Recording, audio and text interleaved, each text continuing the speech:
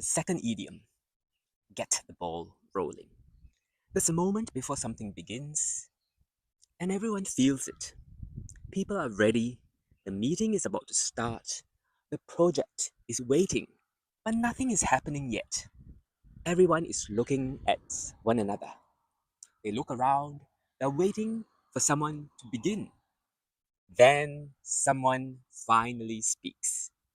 In English, the idiom get the ball rolling means to start something so that action can begin. The image comes from sports. When the ball starts moving, the game begins. The meeting starts in conversation. It means starting an activity, a discussion, or a process. Let's look at a simple situation. Imagine a group of friends planning a trip.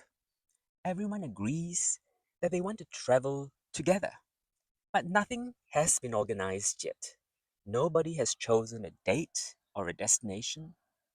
Finally, finally, one friend says, let's get the ball rolling. How about going in July? Now the plan begins.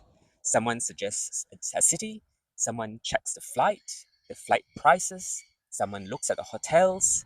So that first suggestion helped get the ball rolling. Now, here's a common example in the office. You are starting a new project at work. The team has gathered for the first meeting.